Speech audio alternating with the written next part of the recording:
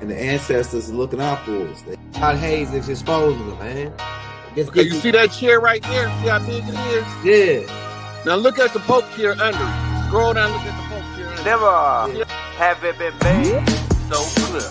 Young TV.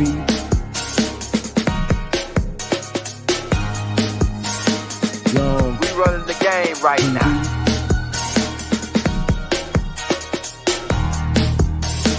Young TV. Time to take over. Young We the hottest in the game. Hit that like, hit that subscribe button. If you just not tuned in. TV. Share, like on your Instagram, Facebook. Young TV. If you tuned in, we broadcasting live from 2030, baby.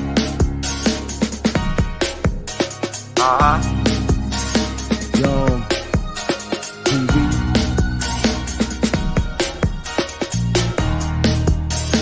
Young Taking over the game, baby.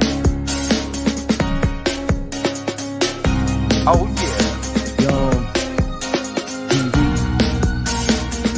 Hit that like. Young TV.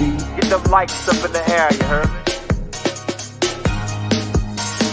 Young TV. Ride by. Hotel Islam. Young TV. Assalamu alaikum. Flown letter. Young TV. Hit that like. Man, we back again, building the nation one mind at a time, man. One mind at a time. Each one teach one. Notice the agent is notice the principal. Every time me and Chief get on, we building the files. This is a critical piece. We've been dropping critical pieces for the last couple weeks. This is another critical piece. I got a lot of clips. I got a couple stuff I'm gonna read off in the background on the overall indigenous rights. It's like different highlights. I'm gonna read off that and a lot of this stuff me and Chief already went over and thorough in the playlist on a lot of the classes. We just didn't call it specifically this. That's why I had to do this class called specifically this. So when people, and then I'm gonna tie all the other classes where we already went over a lot of this stuff into the links in the descriptions. But I got a lot of key stuff. We're just gonna go over. This is gonna be heavy, man.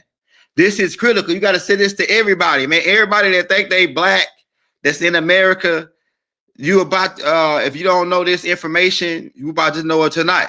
You know what I'm saying? I'm telling you, we about to get about to get busy.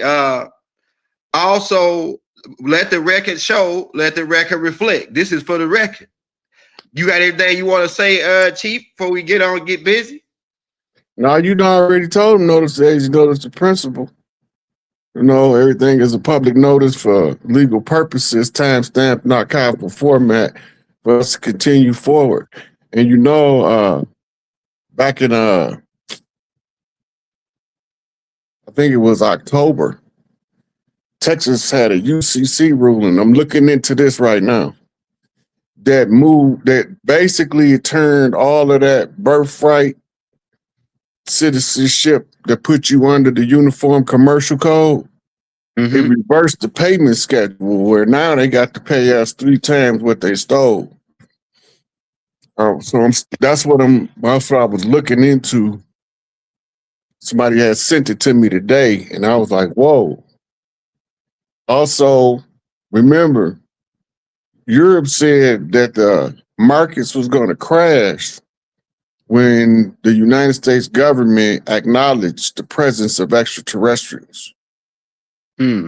Today, I just put in my story one of Trump's daughters saying that he got a speech prepared to disclose something about the aliens.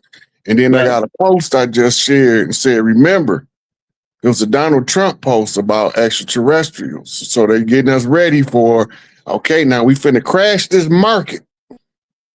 If you ain't paying attention, you'll get caught off guard. So you got to have hard currency on hand. When they crash the market, it's going to shut down the banks. Remember, the BRICS nations was damning the dollar home to die. Then mid arrangement, they also put up what they call a internet shift to a whole different network that's not part of the World Wide Web, and all of the BRICS nations is under that, right? So they not even on the same internet we own no more. Yeah, that's right, Rod. I heard about that. Yeah. Now, what do that mean though? The BRICS nations, most of us don't know, the Federal Reserve is dead.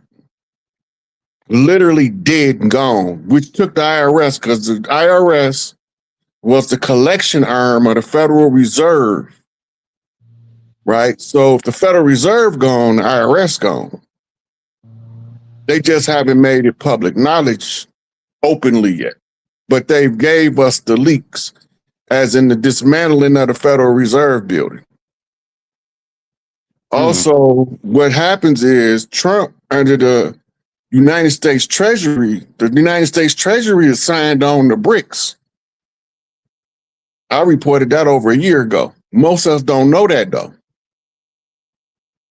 The Treasury is tied to BRICS. The Federal Reserve is not. Remember, I told you we're going to be on a whole different monetary system, and the currency is going to look different. I don't know when they're going to release the new currency. I don't see it being released for like 2 or 3 years, right? So what does that mean? That means that they're going to matriculate as much of the currency that's out circulating. They're going to gradually collect it all, shred it. They collect something like $200 million a day or more. It might be billion, but I know it's at least $200 million a day that the Federal Reserve ring in from the street. Then I remember about 10 to 15% of that is counterfeit notes. But the irony is the Federal Reserve notes are counterfeit notes. Most of us don't know that, because there's nobody supposed to be printing notes. We supposed to be using bags of coinage, silver, gold, copper coins, right? That's why everything bigger than the penny look like silver, but it's not. The only thing that's in that range of coins that looks silvery, that's not supposed to be silver, is the nickel. The nickel supposed to be made out of nickel. Most of us don't know that's an actual name for a metal, right? So when you hear Dr. Kia talking about going back to God's currency, it's going back to the actual substantially backed substance of money, and it's deflating the artificial balloon of fiat. The fiat money was designed to trap us between taxation and inflation, to continuously keep us in a perpetual state of servitude and labor. We have to continue to work past retirement in order to maintain the standard of living to match the rate of inflation. That's why all those old retirees work at Payless Shoe Store. And they work at the grocery stores. Right. They getting supplemental income because Social Security and retirement is no longer enough to sustain a lifestyle. So they had to get up off their old ass, go out there and get another job. Well, they shouldn't have to do that. Right? So the system was designed to make sure that nobody ever carries generational wealth into the future. Right? So all of this is important to pay attention to. Don't worry about no war shit. We ain't finna do no war. That's not finna happen. Ain't gonna be no nuclear holocaust. No full thermal meltdown. Ain't none of that stuff gonna happen. But the posturing for it might still be present. But don't fall for it. Right? It's a scare tactic for us to go into panic mode But the only thing that we really need to be concerned about is private militaries that's acting like they the police, that they ain't the police. And then we got to worry about sleeper cells. They waking up sleeper cells again. Right? So I seen a couple of them. One of them got caught before he could do what he came to do. He was attacking a lady. I think she was in Detroit. But the sleeper had woke up. They had woke him up. And when he went to go get his target, it just so happened that he converged right on location with police. Ain't that something? I wonder who knew he was going there. Right. So now, I don't know what you got cooking for us, Elder, but we finna find out. Man, we got straight nothing. Man, look, we tearing the dragon apart limb by limb. We tearing the dragon apart limb by limb, man. Yeah. Did you see that last little clip I sent you? Oh yeah, I got it. I got that clip. It ties in with the first part of the first part Okay, of what we're gonna run. Roll the corn. All right. So I'm gonna roll them. All right. I often put it this way. In order for us to be in the state that we're in today as people, we have to be out of our minds. We literally have to be crazy. It is necessary for us to be crazy. It is necessary for us to be backwards. It is necessary for us to be maladjusted. It is necessary for us to be disunited. It is necessary for us to be self-hating. It is necessary for us to be filled with an inferiority complex. In a world where the European is essentially about 10% of the world's population, if that 10% is to continue to rule over the other 90%, it must keep that 90% out of its mind. It must keep that 90% in a state of deception.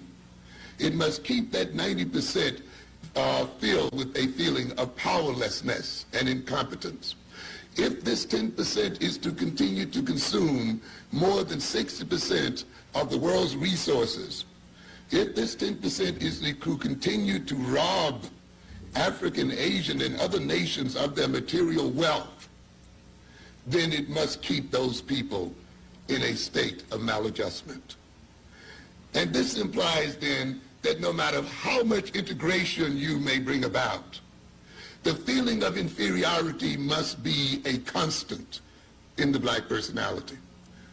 No matter how many people you run for president, no matter how many mayors you get elected, no matter how many people you get on the board of IBM and the others, the basic sense of inferiority, the basic sense of dependency must remain a constant in the black mind.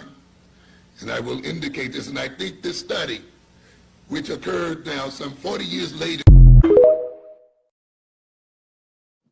All right, Rod. We'll start there we're gonna get into the rights of indigenous. I got a lot of stuff on them, but we're starting with social engineering and what what he was saying, Dr. Wilson. My question is because of the system, because we got it's so many mechanisms, from the prison, from the police who are foreign occupation army, from all the paperwork system that they twisted us in with the wars of the state, all this information. Now what he's saying is the 10% versus the 90%. And how they got the art of deception. I remember you speaking of the war is based on deception. So if we at war, of course they gotta deceive us. But can you go in on the social engineering of why we all discombobulated? Because it seems like we got Muslims, you got Christians, people of all people. I'm gonna get into it. Go ahead. I want to first go over the value of Dr. Amos Wilson, who we just seen. Of all of the leadership in that we done had, he's the only one that wrote a comprehensive codex as a blueprint to what we call Black Power.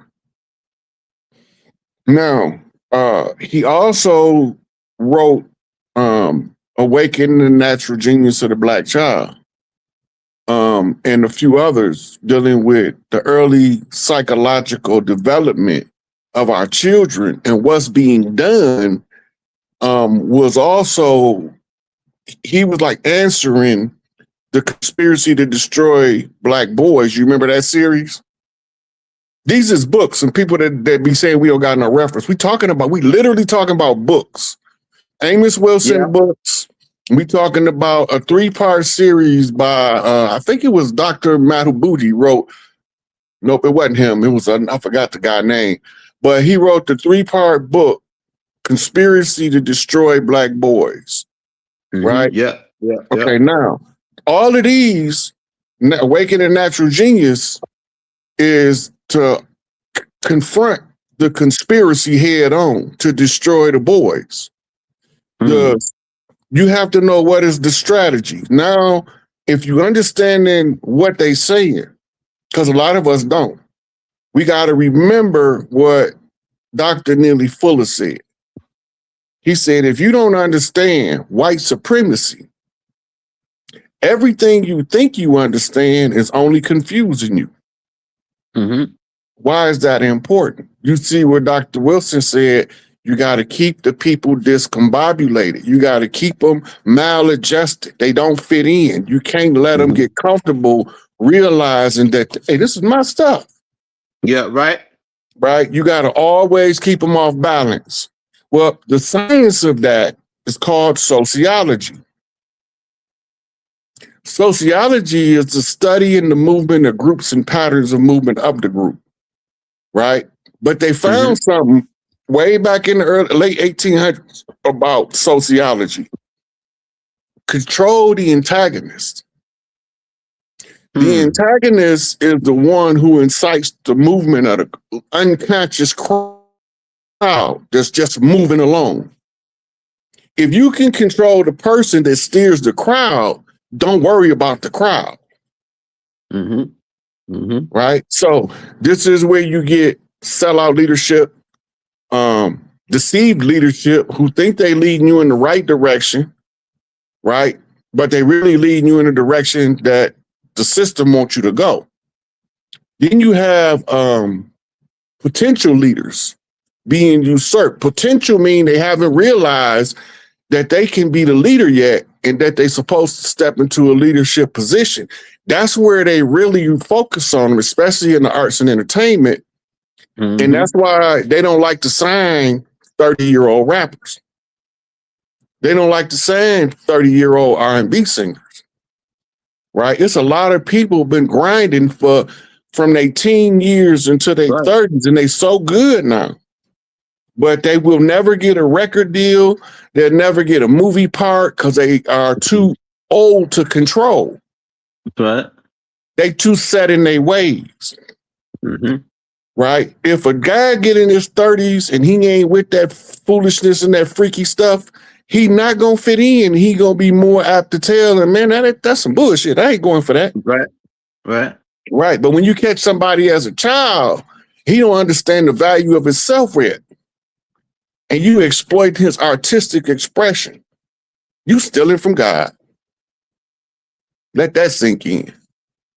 So, Dr. Carter G. Woodson wrote Miseducation of the Negro.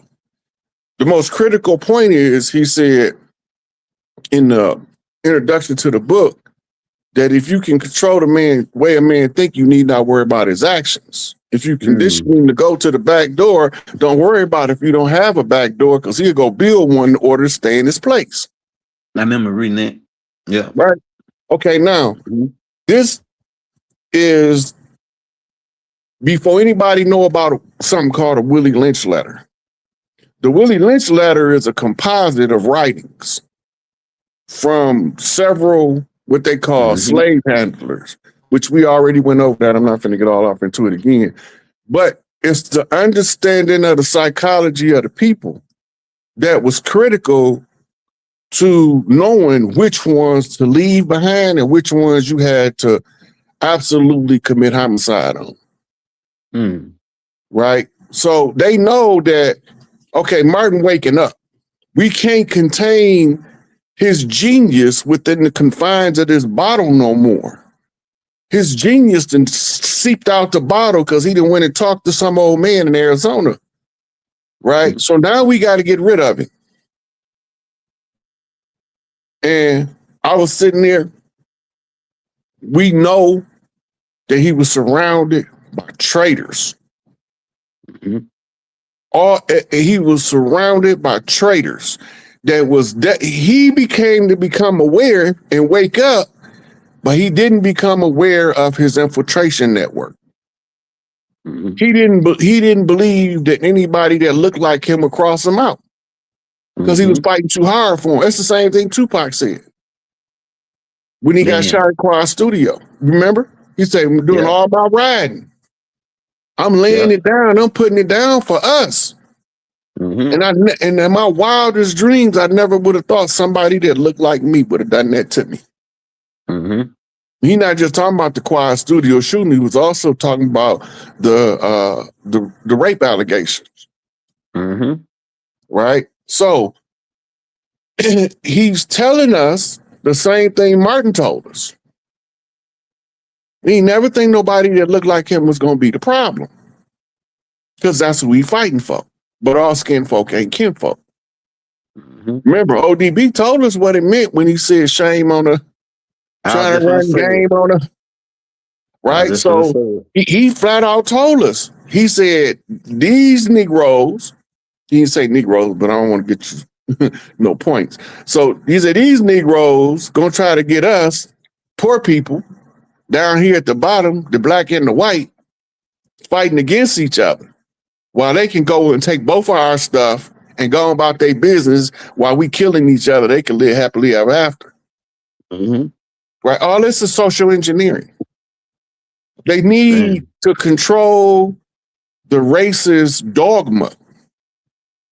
The racist dogma is tied to the Christian doctrine directly as the white man's burden. Look it up. It's not hard to find. Look up the white man's burden. Listen to the Rudyard Kipling poem about the white man's burden. Then go back to read the discovery doctrines. That's going to tell you the unum sanctums, where the Pope commissioned them to use these pretexts of war to conquer in the name of the cross. All right, now, the Hebrews came after the Christians, right? Because most of us don't know, modern Hebrew is not older than the New Testament Greek. That's right. So everything in modern Hebrew that you're seeing, it was written after the compilation of what we call the New Testament. And that's why you can buy Bibles that only had a New Testament, because the early Catholic Church, all they had was the New Testament and the Apocrypha books. They didn't have no Old Testament. The Old Testament was those books between Malachi and Matthew that's missing. They call them the 14 missing books, the Apocrypha. Apocrypha mean hidden. Apocalypse mean exposed. Right? So if you expose the Apocryphal, the hidden thing, then you have something to build on, because you can see the falsehood now. Right? So now, between the church being created under Constantine at the Nicene Council, and before Islam arrives, they give us a backstory to the New Testament called the Old Testament. Now, most of those texts are not original texts, they duplicates. Like the book of Job, the book of Daniel, all those was taken from ancient Egyptian writings that made up the Al-Qupt, or what we call it, the Coptics. They got all of them got codes in them. Right? But they was trying to use that, and they use it by writing it in modern Hebrew. Because in modern Hebrew, we won't know that it's not before this New Testament, so now they can give us a qualified backstory. Basically, what that means is they went to the Bible of the Ethiopian church and stole selected books out to make up the modern Bible. They rewrote it from the Ge'ez script of the original Ethiopians and they put it in modern Hebrew. Modern Hebrew was post Nicene Council, right? It took them several hundred years to develop the Hebrew philosophy. The Hebrew philosophy is founded up on Babylonian writings. How do we know this? Because according to history, when the last of the Jews was in the Babylonian captivity, they were stripped of all of their Hebrew scriptures. But when they left, they came out with two key seminal works. One's called Talmud. The other one's called Mishnah. These two books contain the underlying principles of blood magic, sex magic, and money magic. These books used to be prohibited for a Jew or Hebrew to give to the Goy, non-Hebrews, the cattle people, the servant class, the chattel, right? So now they kept it secret long as they could, but sooner or later, because we starting to become literate as a global civilizing mechanism, it's the natural progression. We're going to start becoming more literate. They're going to take them country boys off the farms and they're going to end up sending them in the libraries. And they're going to say, oh, them country boys will never figure it out. Mm-hmm. So some of us moved to the city. So we kept talking to them boys in the country and we put the puzzle together. So country boy and the city slicker sat down and had a conversation about how the Jayhawks squeaked their way in. That's what they call. How you know that, Roy? That's what I heard Chief Warhorse say about these people. That's old. We've been through that. That's always been what we refer to the ones that look like us that ain't us. We call them Jayhawks. And we also used to call them polecats, which means skunk, meaning they foul, they spoiled, they rotten. They used to come out their pores. But that's another story. We'll deal with that another time. Yeah, right. I got more clips.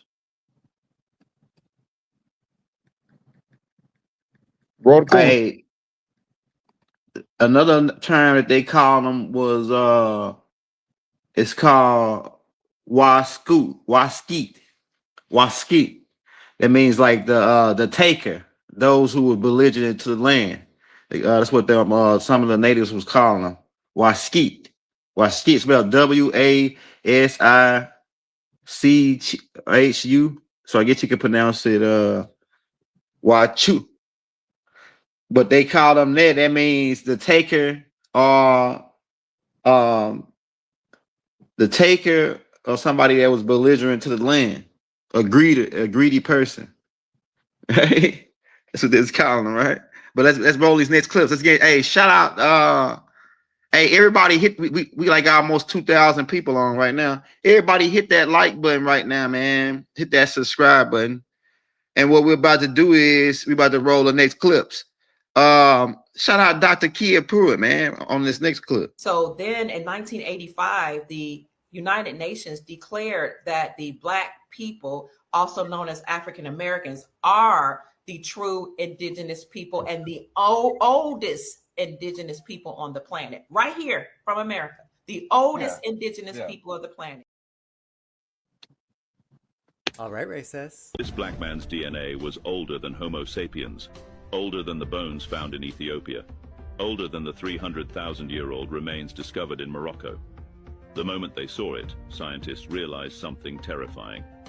Everything we were taught about where humans came from and when they emerged might be wrong. This is a continuation of yesterday's lecture, continuing down the anthropology journey, since it's a common rebuttal thrown around by the natives. We uncovered the anthropology of the Black American woman yesterday. Today, it's about the originality of the Black American man. When scientists examined the DNA of Albert Perry, an indigenous Black American man from South Carolina, They uncovered a genetic lie. Albert Perry's Y chromosome, the strand of DNA passed from the father to the son, didn't fit into any known genetic category. His genes were much older than any genetic record they had of anyone they tested. The discovery, published in 2013, revealed that Albert Perry carried haplogroup A00, which is the oldest known male lineage ever identified. And this lineage is believed to date back more than 300,000 years. Long before the appearance of Homo sapiens as we know them. In other words, this South Carolinian carried within him the oldest genetic signature of the human race. Albert Perry's genetic code forced science to acknowledge that human history is far more direct than the textbooks suggest. It also reaffirms what Black Americans have been saying. Black people, but namely Black Americans, are the start of life. While the Maxwells and the Rothschilds are paying idiots to tell everyone that Black Americans are from Africa, the more we look into South Carolina, the more we start to realize that may just be the location where American life began. There was such an effort into destroying the power of the indigenous people of the Carolinas, like the 1740 Negro Act of South Carolina, which criminalized literacy and erased distinctions between Negro, mulatto, and Indian. It was also the start of ownership and controlling every element of a person's life based on race. It happened long before this, but this was when it was codified into law. The hatred and the concerted effort to destroy the heritage and history of the Black Americans only proves that the Black experience is a living continuation of an ancient global lineage. Perry's Y chromosome reminds us all that human civilization did not begin in captivity. It began in consciousness. Genealogy is higher than spirituality, because knowing your bloodline reveals who you are and how long you've been here. And Albert Perry's DNA rewrote science, which means, Black Americans, it is now your responsibility to rewrite your understanding of yourselves. Don't let people who are inferior to you and are ashamed of their origin story convince you to be ashamed of yours. Whether you call yourselves Moor, Hebrew, Indigenous, the truth is this: your ancestors built and governed this land long before the idiots arrived. You have every right to be proud of that, and to remind everyone every day if you want to. This land is yours. There were no Indians here when Christopher Columbus got here.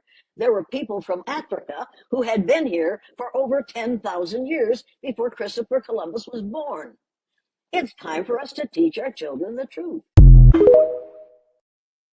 All right, Rod. So let's go in on that, Rod, because we already pointed out that they switched the maps around on the origin story. That the Adam, even if we go with the Adam and Eve story, it still starts over here based on all of the evidence that we got. But So just could you go in on Albert Perry DNA being found as the oldest genetic Y chromosome? Go ahead. Okay, so let's use his genetics and come from the Anunnaki story, right? There were no males on Earth when the Anunnaki arrived until the first male was birthed. Firstborn, earthborn, parthogenic son of the Great Mother. Okay, now, remember I told you that the outer Africa theory is what we call Eurocentric knowledge. I mean, it's centered from Europe as the source of this theory. And that the father of history in Europe is the philosopher known as Herodotus. Right. Okay, now, if we follow in that narrative, we run into stumbling blocks because they had not discovered America yet. Right. They won't have discovered America for another 1,600 years from Herodotus. Okay. Right? So there's no avenue to answer for anything archaeologically or anthropologically discovered in the Americas because it predates their story narrative. That's right. The DNA of Albert Perry proves the fact that there's no male Y chromosome around the earth older than his. Right. Primordial Adam that National Geographic wrote about as a sub-Saharan Africa, he's only 60,000 years old. Right. So all male Y chromosomes stemming from primordial Adam, first of all, they're not considering the DNA of the original Americans. That's not part of the discussion at all. Right.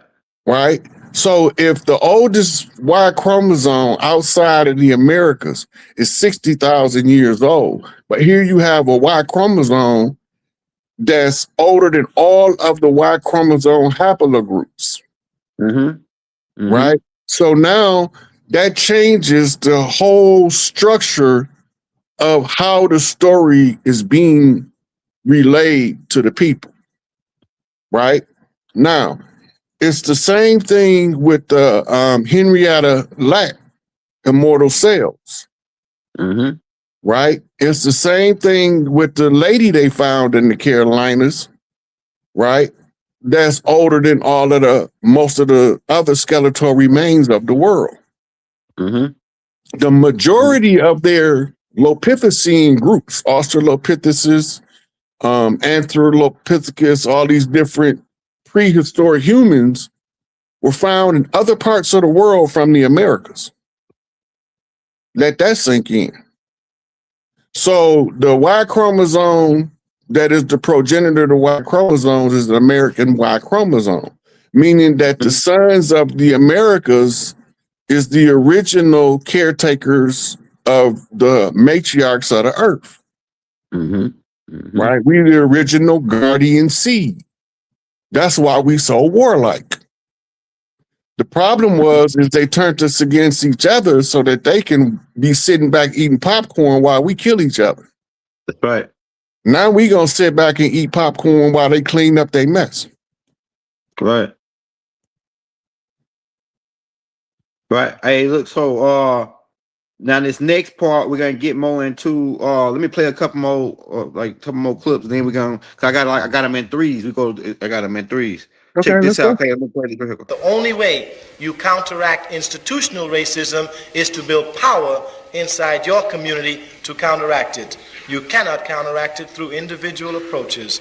That means that the knowledge that you acquire here, you must bring back to the black community to benefit that community instead of going to work for IBM, General Motors, or Gulf Oil, or some corporation like that that does not begin to benefit black people, only benefits you and this country, because it helps to perpetuate the lies about a democracy. So that's, I think, one of the major differences between black power and what they call integration. That means that that's how we keep our ancestors alive, is by remembering who we are. So if we attempt to be European, then what are we doing? We're killing our ancestors. That's very, very serious. On September 13, 2007, the United Nations Declaration on the Rights of Indigenous Peoples was passed by the United Nations General Assembly.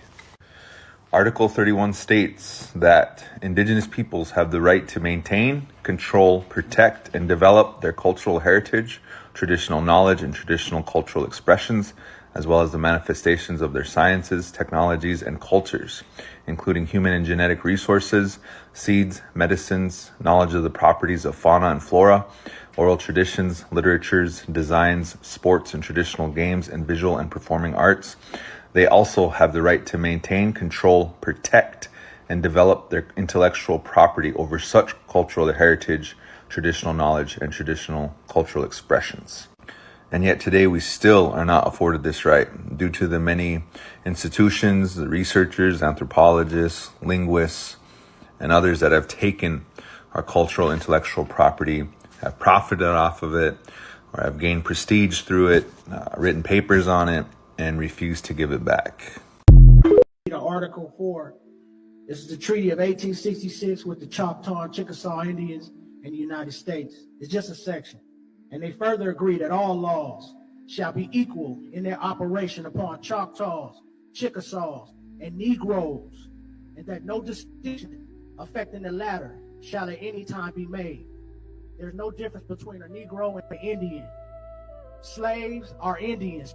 Freedmen are Indians. We're all Indians. The only definition of the word Indian means the aboriginal inhabitant of North America. There's no difference between a Negro, a colored person, a black person. They're all Indians. This is our land. We own it. We have proof of ownership of our land. It's called the Agricultural Non-Population Schedule from 1850 to 1880. My ancestors made improvements, and we were deprived of that. This is the law. The highest law of the land is this treaty right here and the Constitution.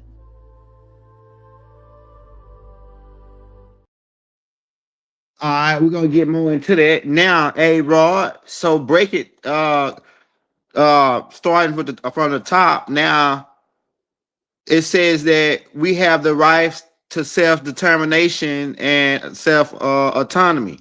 Could you go in on that? It says the right for freely determination, their political status. So we got the right to determine our political status, our economic pursuits, social and cultural development. So could you go in on the self-determination part?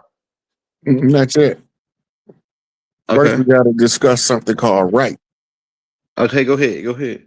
All right. So now, the guy that was reading from the Indigenous Rights Act, was telling us what they have accepted as a competent right, but the only way you have a right is you have to exercise it. Go ahead. If you don't exercise your right, you gave it up. Right.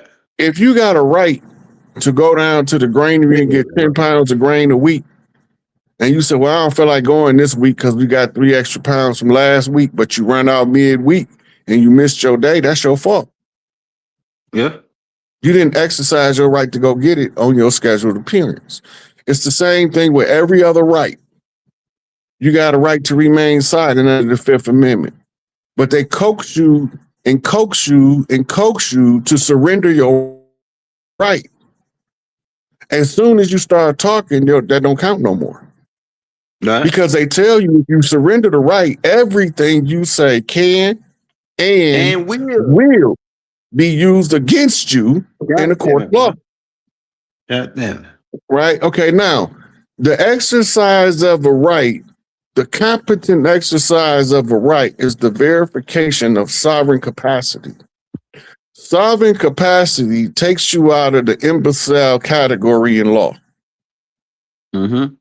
The problem is that they didn't respect the rights of the 9 treaty tribes. More tribes have no treaties than it do that have treaties.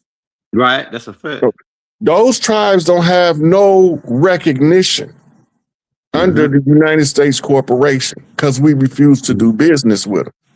Outlaws. Right. As an outlaw, they take it up on themselves to call us foreign dependent nations. We didn't label ourselves. They labeled us what they saw us as. Mm-hmm. They called us belligerent tribes. Right? I sent you something last week when I sent you for the last show, but it got a thing where it's going over all of the tribes objecting to the presence of the corporation, objecting to the failure to uphold the agreements made by treaty. So we never stopped disputing it. The problem is they came in with military force and told us they was here to serve and protect. Mm-hmm. We didn't know that was a foreign occupational military. Mm-hmm.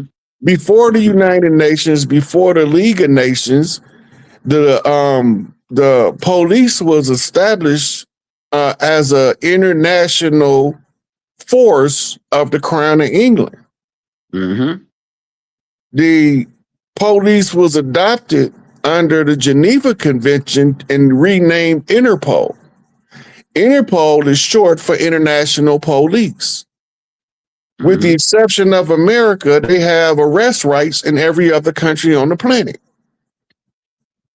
If the Interpol want to arrest somebody in America, they have to have American law enforcement, police, because it's already police here, to do the arrest on their behalf, right? But they need something called a presidential warrant. Warrant. Right. And it's higher than the governor's warrant because the governor's warrant comes from the state. The presidential warrant comes from the head of the collective of the states. Secretary. Right. So if they don't get a presidential warrant, then the police can't arrest you and turn you over to Interpol because Interpol has no right to deal with the American so-called Indian. It don't fall under Interpol jurisdiction because they already got police as a peacekeeping force to negotiate the peace at the conclusion of the treaties. All of the treaties are expired and null and void at this point. The Constitution is expired. The Constitution expired when they did the 400-year slavery thing in the Senate and acknowledged the 400 years, but they was really acknowledging the war. 400 and something years of the war. When we finally was fighting back, they called it the Gullah Wars. Now remember, he was talking about the people from South Carolina. It was the dude that was talking about the Y chromosome. Yeah. And remember, I told you the only Big Mama that was qualified to call all tribes on deck was what? A Gullah Geechee Big Mama from the Carolinas. Everything that I've been saying is following the oral traditions. Now remember, he read in there when he was reading the Indigenous Rights Act that we have a right to follow our oral traditions. Okay, now European royal structure has something called the pretender to the throne. That means that this person got the blood and the right to ascend to the power over the people of the nation without an election. Right? And the only way you gonna know that he is working for the people because he gonna be working on behalf of all the tribes, not just his tribe. Right? And as the pretender to the throne, and he got the blood and the right, then by royal decree, they all have to follow the order that already is on the books. When the rightful heir returns, they must surrender his duty. Right? Notice the word, duty. See, booty is the spoils of war. Duty is your recognition and acknowledgement of your royal status. Right? Everybody pay duty. That's another name for tax. Most of us don't know that. When you pay duty, that's the same as saying paying taxes. Paying okay, dues, now, yeah. the pretender to the throne only have to make it known that he's the blood right heir present in answering on behalf of the collective that fall under his jurisdictional territory. Right? Now, the rightful heirs, you have the male chief who speak on behalf of the peace chief or the war chief. Right? More chiefs are women over here than any other country in the world. We didn't have an issue with women's rights until we were invaded. The invaders refused to acknowledge the women leadership because they were male, homosexual, pedophile priests, and they didn't respect women. So they wouldn't let the women negotiate treaties. This isn't the historical, they wrote about it. So if they don't want to do business with the women fall behind her protector chief. The protector chief then come out and say, hey, the old lady say, y'all don't want to talk. And then this is when they find out that they don't do business under the Christian banner unless it's a business between two men. Right? And this business between two men go back to ancient duels.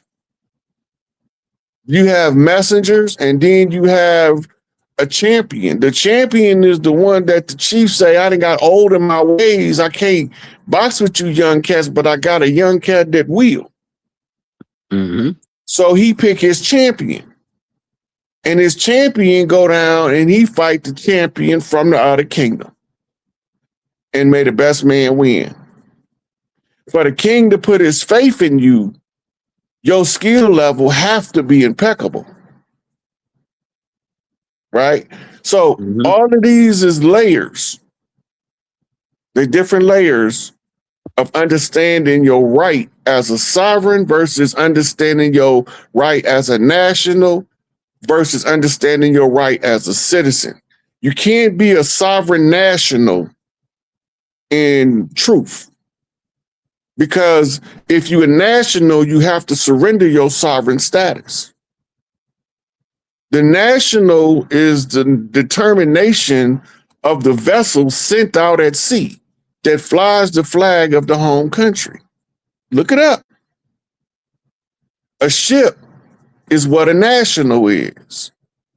Now, if you are a part of the salvage team, you can't go out and exercise your salvage rights unless you are flying your national banner or flag, right? So as a national, and you trying to tie into the salvage team to go and salvage the ones dead or lost at sea. You catch one dead, you tag them and bag them. You catch one lost at sea and alive, then you are now you luring him in to your net, which is your web, as a fisherman, as a salvage right, in order to pull him from the waters of the high seas. You capture him with the net. In order to free him from the net, he have to sign an agreement. They call that a UCC-1 filing. Determination of nationality filing, depending on which direction you're approaching it from. Now, these ones that they got casted under the net is still classified with the ones that's been bagged and tagged already and certified dead with a death certificate. You certified living dead with a living birth certificate as a straw man, because you've been captured, lost at sea. They only got to catalog you until the rightful heir comes along and claim his property. Your 3/5 compromise become 5/5 realized. Now somebody can speak up from behind you, for you, on your behalf, and exercise your what they call inalienable God-given rights. And we ain't talking about the government operating destruction, right? So once you get the paperwork, you lure people in with paperwork, you become a certified slave catcher, operating under salvage to recover the runaway slaves, the drapetomaniacs. Once you capture them, they can now catalog them, take them back to dock. And once they dock, they can then count up the manifest to determine what's been captured over the last this much period of time. I see what you're saying, Roy. You like a lot of people, you may be talking over their head. They don't even know what the heck you're talking about. But I got a couple questions to go along to break it down. I got a couple questions. Hey, Rod. So, shout out. We're gonna get into this too. I gotta ask you a question about the panel that we need to set up about the internal government, tribal government. But a lot of the Moors are saying that, hey, most of our problems is because we're locked in as wards of the state under the franchise corporation and the federal jurisdiction. That if we pull out of that system, I don't know, it's so many methods. So I'm actually designing a method where so many methods of where you can pull out of it. But so you saying we don't? The corporation gone now. This is what you got to understand. Yeah, okay. Let me ask a question. I got all of it. I got everything. Okay, let's go. Talking to one of your students. I heard you done beat it in my head 10,000 times. The government shut down. We put our totem pole. They've been boarded up. Essentially, they had when I went down there last time, they had these big, tall, these tall gates blocking where you can't even see over to the White House. Like they had it shut down and gated up. This right here was doing. I think he was doing Obama, after Obama. But the thing is, this is my question for you. Some of the people saying like Taj Tariq Bey, who I like what like stuff that he say. They saying if we nationalize now, I ain't too like I got different methods of the way to nationalize, but you're saying if you nationalize and sign, and Bobby Hemmett said the same thing. You're saying if you sign these paperworks and nationalize, you're pretty much going back into that system, and so it's a waste of time. It's a trap. All right. So how do we get out of their system without using that paperwork? How do we get out of that? How do we get out without nationalizing? Okay, Just first say, of all, we say we out and I am somebody like Jesse Jackson. We just sit around and say we are somebody. no. Yeah, I'll do. Okay, go back to the first video you started with Amos Wilson. Go ahead. Right, and he was talking about with us being discombobulated that we can't form structures. Okay. All right. Now you got to remember that before, every time we start building a structure, we was literally, not figuratively, attacked by the government. Mm-hmm. Whether you was Giant Africa in Philadelphia, whether you was in the Great Fire of Chicago, the Great Fire of Memphis, whether you was in Rosewood, it don't matter. Whenever we start building our own, it was attacked because they was at war with us. Mm-hmm. We kept falling for it because we never declared war on nobody. Mm-hmm. Mm-hmm. All this time, all we've been on is defense. Mm-hmm. That's where Humpty Dumpty used to sit, on the fence. So as the defenders, we had to figure out what's the best method to overcome the threat. And all of the great chiefs was murdered, literally, in the angle of time, all the way up. When you go, some of them tried to use the music. They murdered them. Sam Cooke, Otis Redding. They want their intellectual property. They think that once they take the intellectual property from the artist, that the message is gone, but the message is still there. So they've been allowing us to communicate across the airwaves without ever having to meet each other, by putting it on the beat, putting it on the drum. When we want to become sovereign again, we have to behave like sovereigns. We got to do business with each other, and we have to muscle the corporate structure off of the tribal territorial rights. If you go to the Indigenous Rights Act and you know what your rights are, follow your rights and they'll navigate you to the conquest of your rules. You have to overcome rules with the rights, because rights are superior to rules. But you don't have no right you don't exercise. That's why I've been telling everybody ever since I've been on here, I'm following the oral tradition of the collective tribes. It's the only remedy that's in place by the collective tribes that has no tribe above another tribe. It is the only remedy that cover all territorial tribes, no matter what country they're in. It's the same tribal oral structure from ancient times. It's never changed. And it's called the redemption process, when the pretender to the throne exercises his right to redeem his people from the captivity of the fiction that's put in place. Redemption rights comes with a redeemer, right? The redeemer is known as the kinsman redeemer, right? And then we use certain ancient traditions practice in everybody's face, and they don't even know what they're looking at. Right. But we, all of the ones us in the know, we know what we talking about. It's like slang hip hop lingo.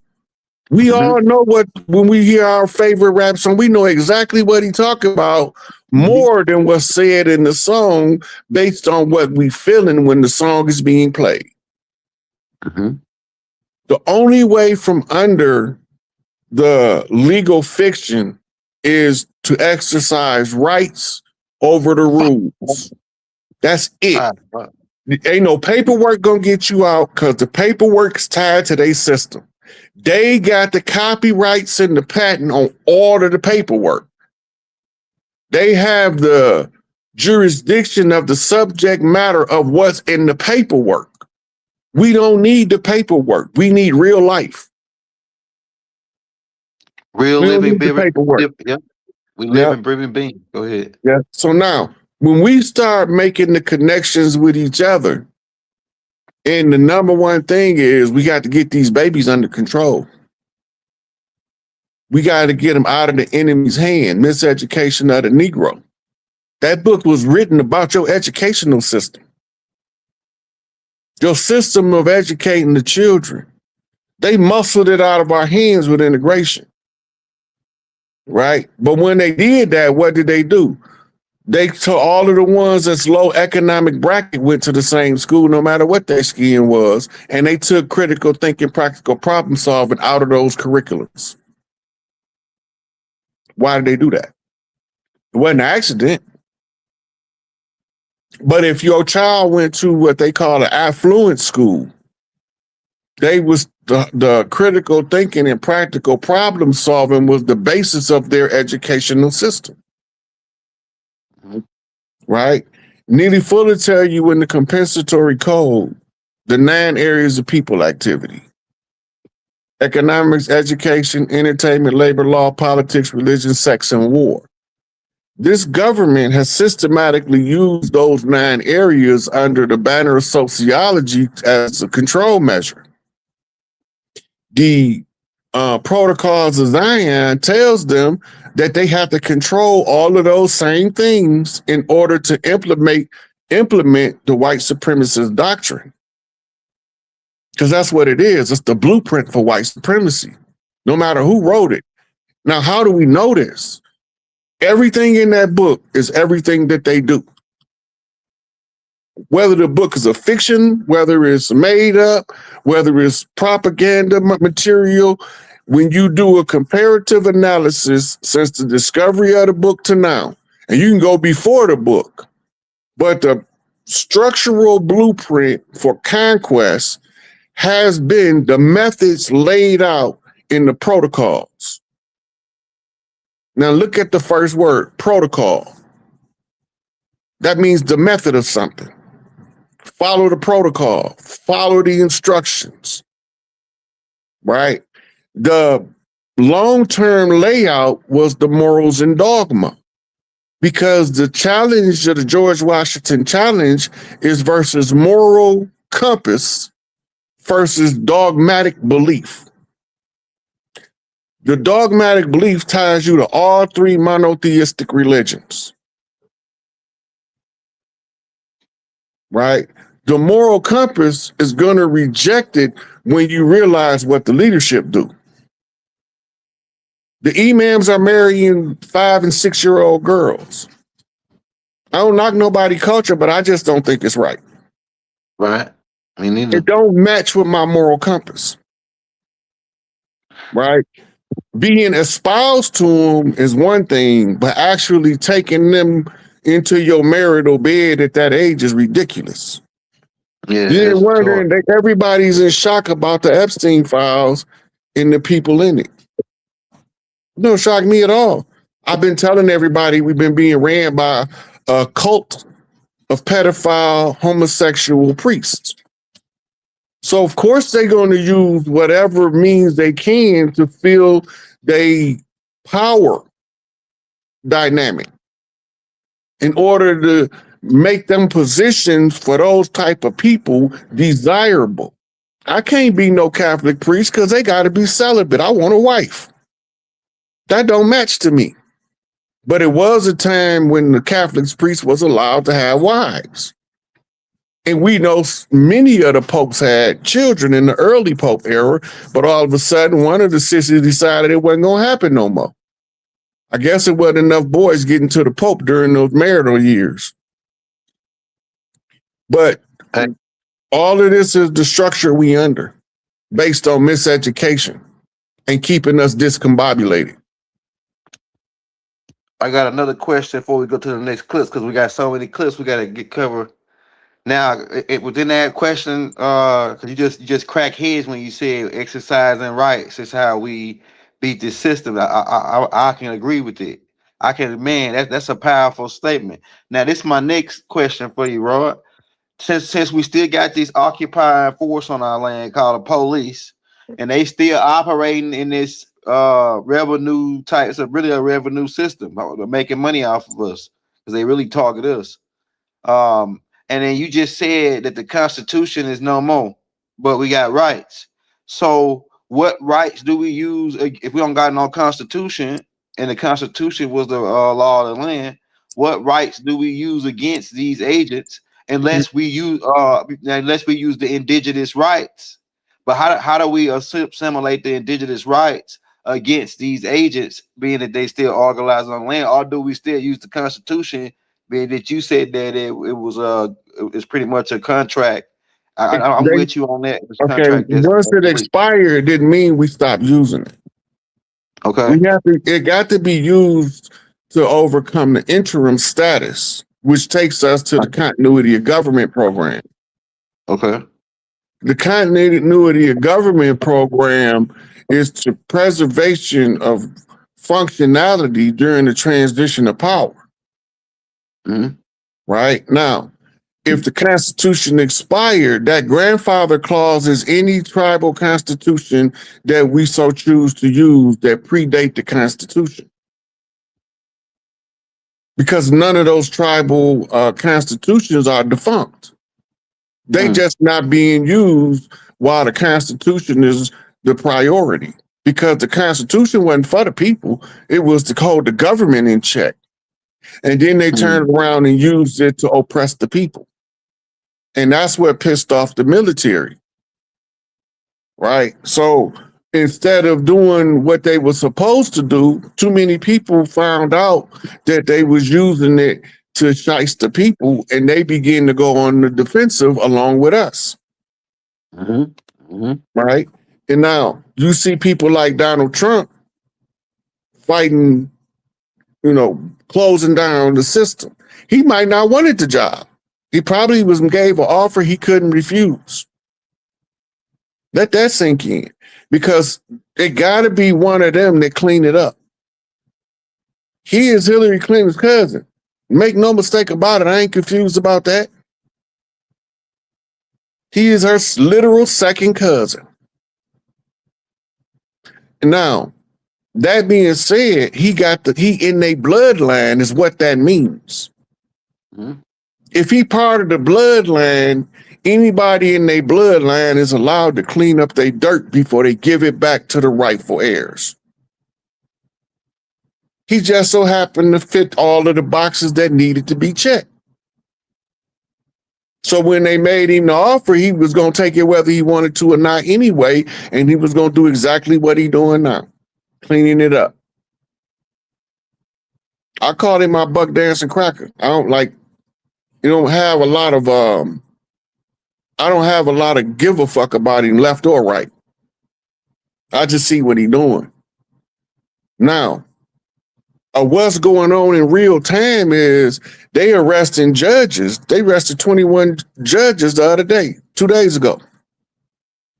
Right? They raided a meth lab in the police evidence room. I don't think it was the lab. I think that they was using it as a relay. When they do a meth bust, they take the meth to the evidence room and sell it out the back door. I know a lot of guys beat cases because their drug evidence came up missing out of the evidence room. Hey, Rod.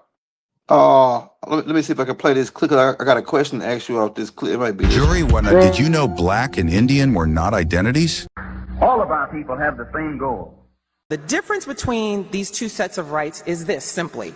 Human rights are the ones acquired simply by being alive. You hear what you just said? Yeah. You say the Declaration of Human Rights? Yeah. Didn't I just tell you? Listen. I just told you don't no international law apply to you because you ain't no nation. Nothing in international law even apply to you until you become a nation. And you ain't never gonna become no nation without no government. So our people running around quoting the rights of indigenous people, they quoting all this stuff and still fail to realize none of those international laws apply to you until you line up to international law, which means you need a government and you need to be a nation. Then all that stuff will kick in and start applying to you. Now, I got a couple questions. Now, I know why they still got us people real classified as blacks, right, and Negroes and coloreds. So that we're not a nation. Now, what I'm saying is, why don't we got a government set up? Because it seemed like everybody divided. It seemed like if I had the power, I want you to, I'm just really a question, but if I had the power, I would create a panel.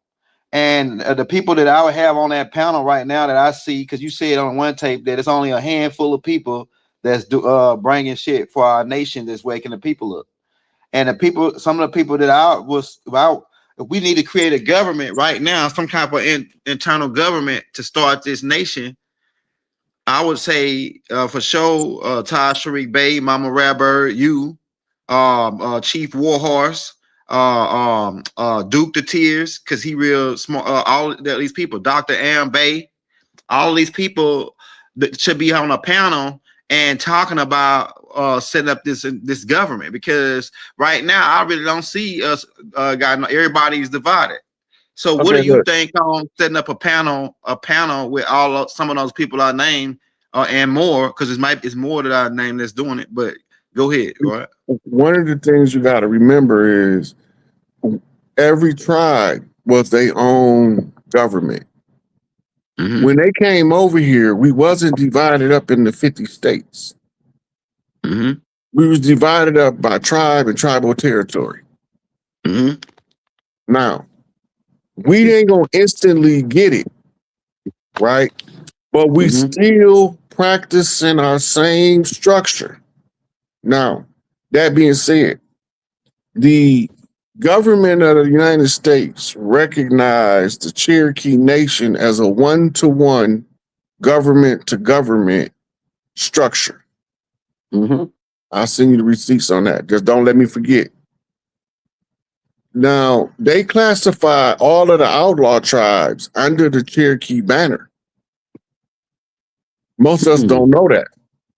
Yeah, I read that in Mama Rabbbird's. Yeah, so when you see Cherokee is not an actual tribe,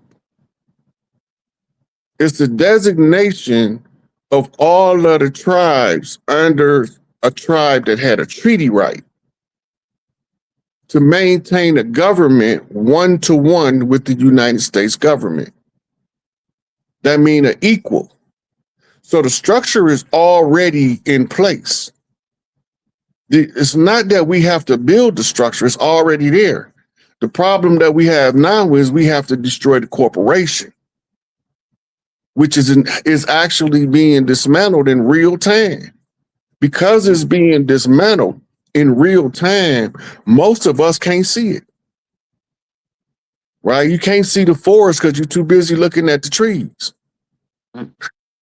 Right? So once the smoke clear and everything is done, it's going to be publicly announced by these same people that's running the show who they got to get a kingdom to. It's not going to be no secret. We already have a structure in place.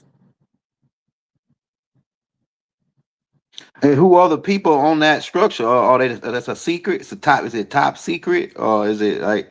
So I know Mama Rabbird, which with her having a load, we got all the clips on it, the loyal titles, and all that. And from our understanding, Mother Rabbird knows Tariq Bey.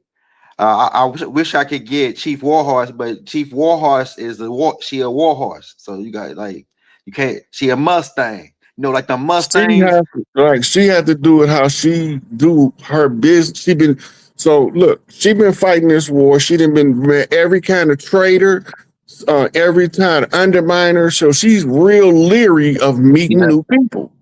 That's Cause right. she don't want to meet no more people until when they announce that they finna give it back, they gonna call her name in on the list. Right? They gotta give it back to the tribal mothers. They gonna call, they got her, they know who she is. Right? They know who Empress Redbird is. The government know. The president, Donald Trump, he can call their names out if he want to, because he get talked about them in briefings on a regular basis. But it ain't time to give it back until they can give it back whole. They can't give it back shambles. That's part of the usufruct agreement. That's why we brought that up. Because if you don't understand what that is, right, then you will understand why they had to clean it up before they give it back.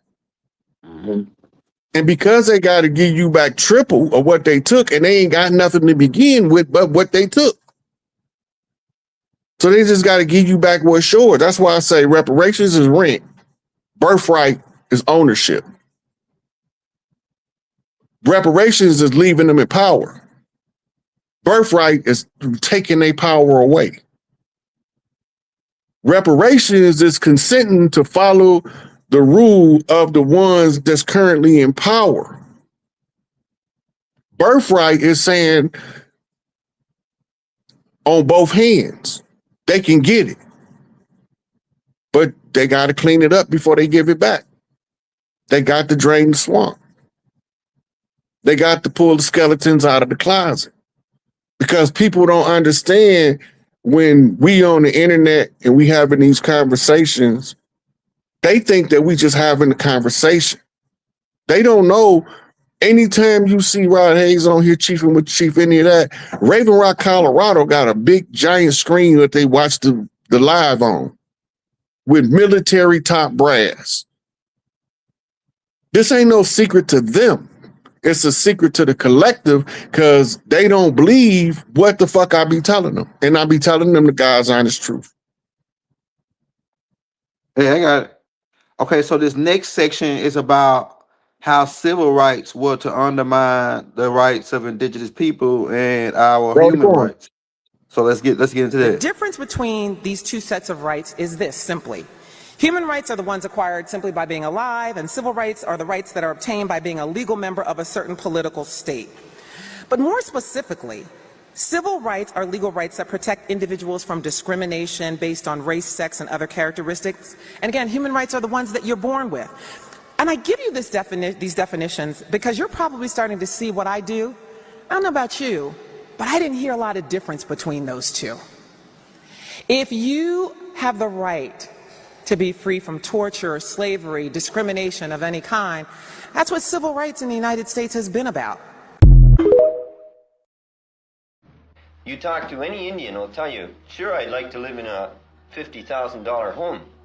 And then you carry the conversation further and you say, well, are you willing to spend 50 years of your life working 8 hours a day, 40 hours a week, week in, week out, month in, month out, to buy that house? And he says, 50 years, that house costs too much. I would like to have it, but I'm not gonna, it costs too much of my freedom to buy it. And the truth is that Indians aren't willing to sacrifice the amount of freedom of their own development. Human rights are the fundamental entitlements that every person possesses simply by virtue of being human, transcending borders and cultures. These rights are universal and inalienable, meaning they cannot be taken away or denied under any circumstances. The right to life stands as one of the most basic human rights, emphasizing the inherent value of every individual. Freedom from torture is a critical human right, ensuring that no one suffers cruel or inhumane punishment. Freedom of thought and religion further highlights the importance of individual beliefs and personal conscience in a just society. The right to education is paramount, empowering individuals to develop their potential and contribute to society. The right to work underscores the significance of economic freedom, allowing individuals to support themselves and their families. Human rights are rooted in the principles of dignity, equality, and respect for all individuals, forming the foundation of a fair society. These rights are enshrined in international documents such as the Universal Declaration of Human Rights, which serves as a guiding framework for nations. Jury winner, did you know Black and Indian were Yeah, so I got another clip I gotta roll too after this that so we're gonna make this real short. But so my question is, do you think civil rights was some kind of mechanism? I mean, I can see where it had a good side to it because everything got a good side and a bad side to it when it's because that's part of the alchemy. It's got to do that to legitimize. So, but I feel like civil rights were to undermine our human rights as indigenous people or in our indigenous rights. We already had rights of the indigenous people. Well, they actually passed it in, I think, 2007 is what I think they said, something like that. But it's already always been on record that we had these human rights and indigenous rights prior to these civil rights. Why would we need civil rights when we got rights of indigenous people and we got human rights? Why would they want to create these civil rights, which is pretty much a race? It brings us down to the black and white African American Jesse Jackson movement. Go ahead, bro. Look, if you go back to the civil rights, it was the Indian Civil Rights Act. And they don't tell us that. They want us to think it's the black civil rights or the Negro civil rights or the nigger civil rights, but it's literally the Indian Civil Rights Act. Now, the reason why they was writing that is because there was no rules of engagement when paleface met brownface. There was no rules of engagement.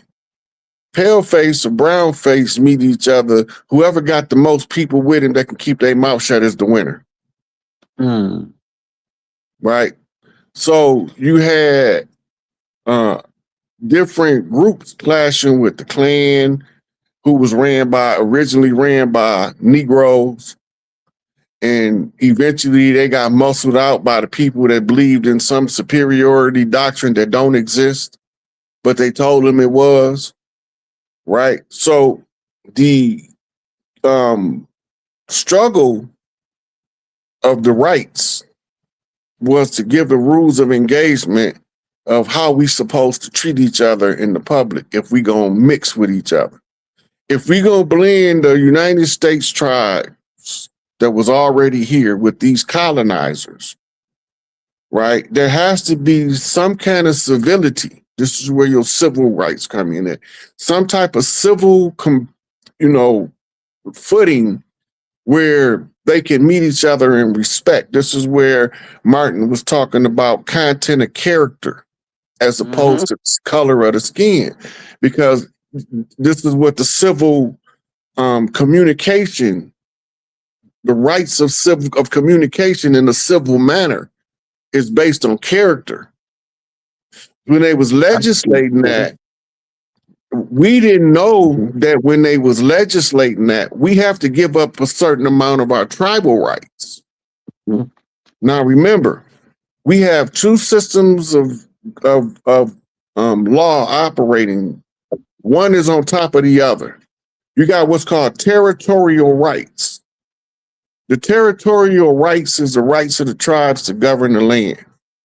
On top of that, you have what's called admiralty jurisdiction in a salvage operation. Now, the people that's under the territorial rights have been deceived into believing that they was part of the salvage team. And this is why they had to create nationality, right? Nationality is required in order to operate as a member of a salvage team. You just got to fly your flag from the land of origin. Well, we didn't fly flags. We staked totem poles on territory to tell you what tribes was operating in this geography. Nah, that's a good point. right? So the flags came from Europe. To identify the castles of the kings, he flew his flag. When one king died and the new king is crowned, the new king, part of his coronation is to raise his own flag. Right? So you need civil rights when you have two hostile groups about to interact. These two hostile groups need an understanding of civil communication between two groups of people without all of the BS, what we call it, racism, sexism, but they're going to figure out a way to use propaganda to confuse the narrative so that you don't even know that the civil rights, the Indian civil rights is the conditions that the tribes put on the government. If y'all gonna stay here, y'all got to do this. When they should have been saying Article 77, Iroquois Confederacy, get your bitch ass off the land. I got a receipt that verified what you're saying, bro. Exactly what you're saying right now. Let me roll it. Dr. Claude Anderson went on to the Breakfast Club, and he. Human rights are the fundamental entitlements that every person. Jury winner, did you know Black and Indian were. And this is one of the biggest lies. So then in 1985, the United Nations declared that the Black people, also known as the Tulsa Race Massacre. And this is one of the biggest lies. We are fighting hard to get birthright citizenship or automatic citizenship for the children of illegal aliens. That's another. The Indian Civil Rights Act of 1968. These are the people who were there for the signing of it. They look a lot like our ancestors, your grandfathers, your great-grandfathers, your uncles. You know what I'm saying? Like, these were the people here for the signing of the Indian Civil Rights Act that came out, that was signed a week after the death of Martin Luther King Jr. Where's the Native Americans? You don't see them. You only see American Indians. And one day, I have to go into how the American Indian and the Native American is different, but I just. All right, there you go, right there, Rod. That's a receipt verifying what you just said, what you were saying. Yeah. So once you understand that there was a continuation of treaty agreements, if we gonna communicate, we gotta communicate in a more civil manner. And we need these things enforced in order for us to be able to meet in a civil environment. When they be talking about that, you remember when they be talking about peaceful environment, they called it civil. Right? So we was the ones being tormented by visitors. They said there was they was calling us American Indians when they was signing this Civil Rights Act because they wouldn't let us be a part of the U.S. citizenship thing. Hey, Rod. Now I got another tape. Rod. I need your opinion on this because now and they ain't showing this on the news, but a lot of the $5 Indians getting arrested by ICE. We echoing, probably. Let me run this clip real quick. Hey, bro, you got an echo. Hold on. The United States is home to hundreds of Native American tribes, but they now feel that their right to live here is being questioned. We've gained rare access to the Rocky Boy Indian Reservation in Montana, near the US-Canadian border, home to the Chippewa Cree tribe. These young tribal members say that since President Trump came to power, they have suffered more discrimination. Being a Native today in the United States of America, especially as an Indigenous woman, is sometimes scary. Going out alone, you can't do that. Immigration officials, known as ICE, have been carrying out raids nationwide as part of President Trump's crackdown on irregular immigration. Native Americans say that they too have been questioned by immigration officers, even though they are not immigrants. So when that came about, our tribal chairman, he also put out a notice for all of the tribal members to carry their IDs, and it wasn't too soon, like after that, there was Border Patrol coming onto our reservation and parking in areas. After that, me and my family, we took precautions, and I even have a passport now too. Some of my family from down south, from the Navajo Nation, they get like asked a lot by any like law enforcement saying like, do you have like proof that you're from the United States? Leaders are advising their communities to always carry their tribal identification cards. They are worried that some agents are profiling based on appearance. They would detain me. Hey, bro. So these people, they getting harassed by ISIS, ICE. You know what I'm saying? ISIS, right? You know what the flip is, and they get kicked out the land, man. They get questioned about they you know where they from. They look Asian. I'm like Trump. They don't look like Indians to me. Trump already said they don't look like Indians, and they don't look like Indians to Indians. I know we probably didn't call ourselves Indian, but you know what I mean. Go ahead, bro. So if you notice, they said they worried about being mistaken for somebody else.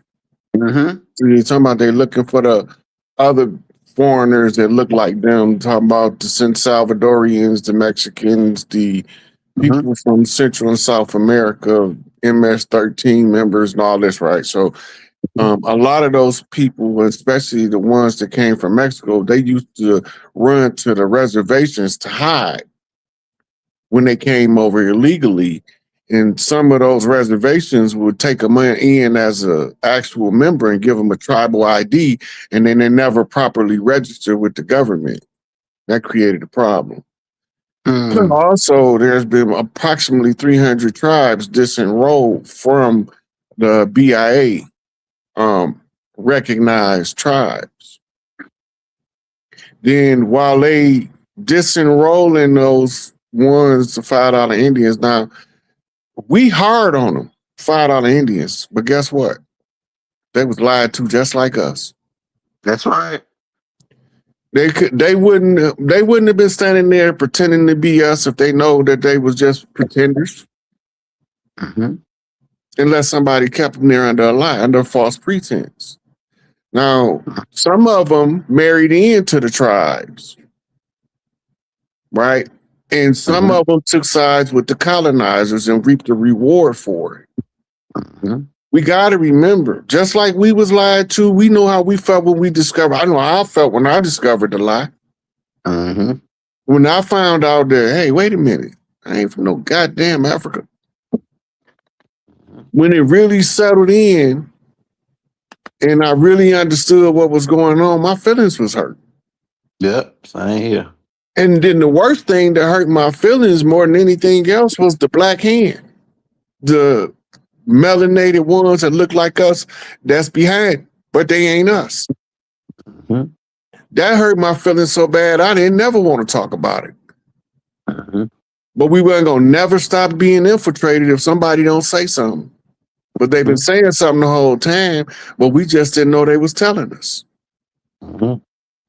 So I go back, that's why I pull out what ODB said, what Tupac said, what Malcolm said, what Sammy Davis Jr. said. I'm showing you what they've been telling us the whole time. Wait a minute, man, we keep looking at this cracker. There's something else going on here. Right? Then when we realize that we are in a competition to determine if we will ever remember our true culture amidst all of the lies and the falsehoods and the false narratives under the George Washington Challenge. Right? Once we realize that part, then we understand that it's some people that look like us that's challenging us. This is a conjure war. Well, I'm the king of Hecca, the source of all conjures.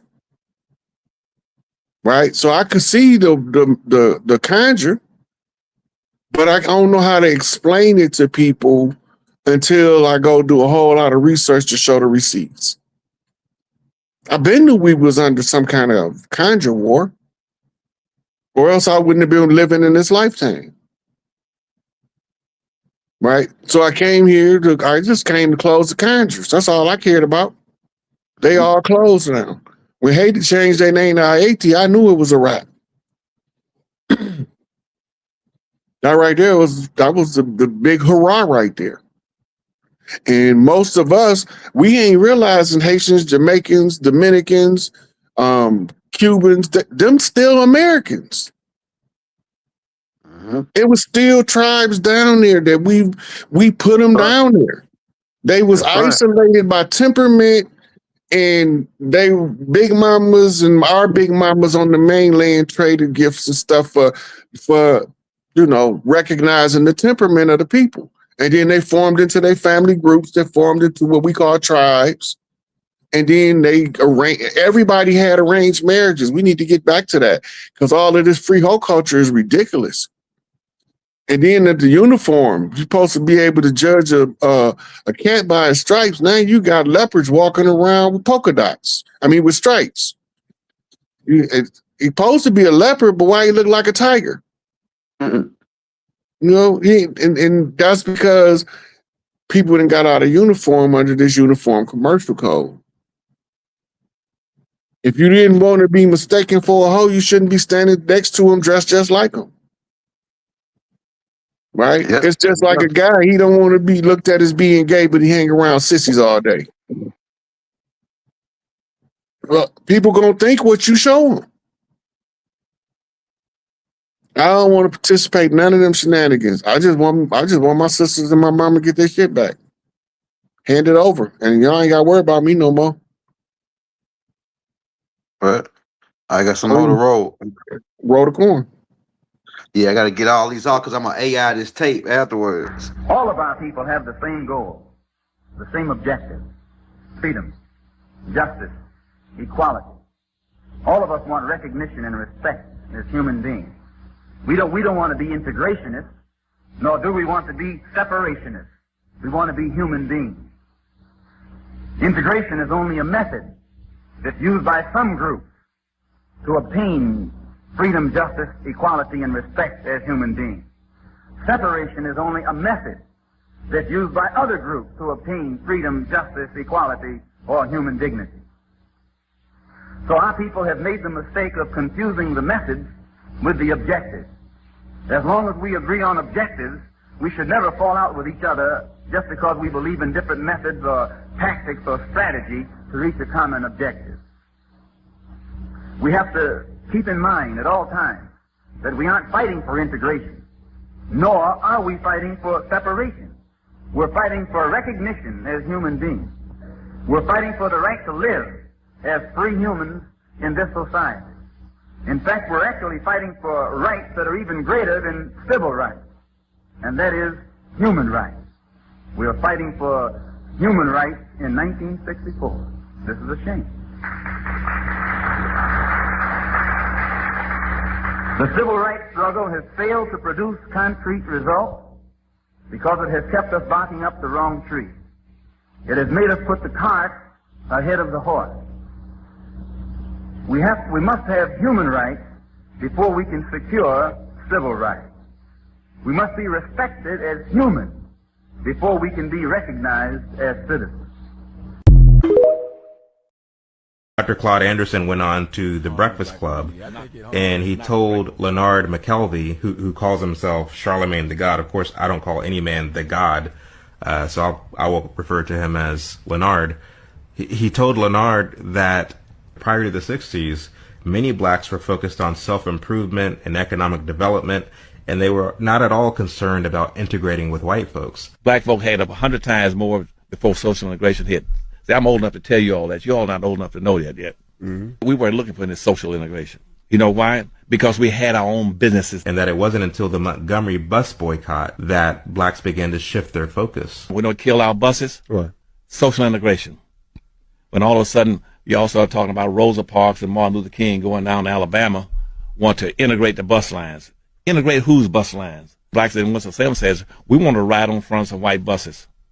So we said, we don't have any white buses. They said, well, we'll get some so we can ride on in front of them. To Leonard, and I'm sure also to a lot of his listeners who have the misfortune of being miseducated in our schools, what Dr. Anderson was saying seemed to be a novel idea, something that no one has ever thought of before. I feel like a complete asshole because I never thought about that.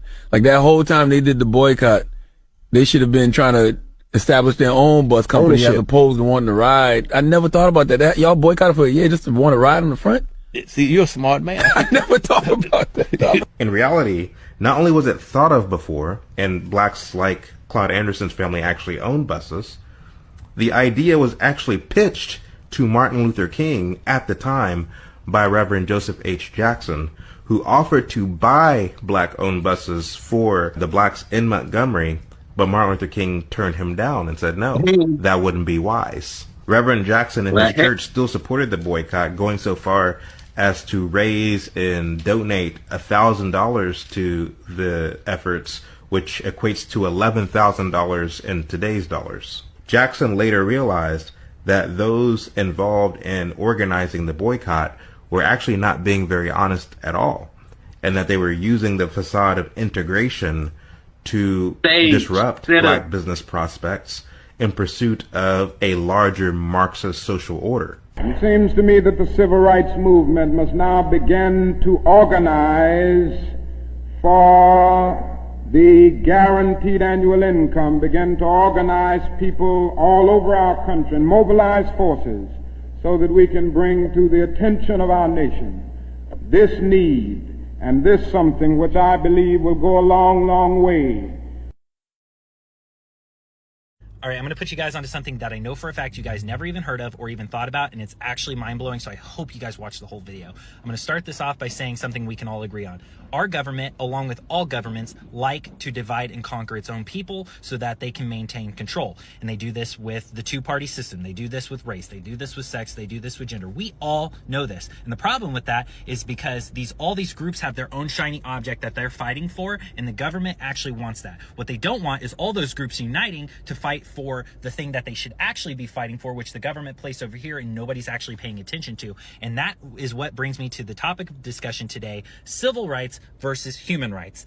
Martin Luther King fighting for civil rights versus Malcolm X fighting for human rights. And this is actually why you don't ever hear about Malcolm X, because he was fighting for the thing that they should have been fighting for. The government wanted black people, according to Malcolm X, to fight for civil rights. Why? Because civil rights compared to human rights was a national issue, meaning the U.S. court had to decide on giving black people civil rights, and there was no other say anywhere else. The same government that was discriminating against black people, segregating them, Jim Crow, slavery, was also in control of changing the conditions that they were placing black people under. You get what I'm saying? So human rights is an international level, which means if countries are deemed violating human rights issues, then other countries can vote against that country and hold that country accountable. So while the government wanted black people to fight for civil rights because then the ball was in their court, Malcolm X said, why should we beg the slave master to give us freedom? We should take this to the world court. There's more black and brown countries in the world that could help us hold America accountable for human rights. We can't fight for civil rights until we have human rights.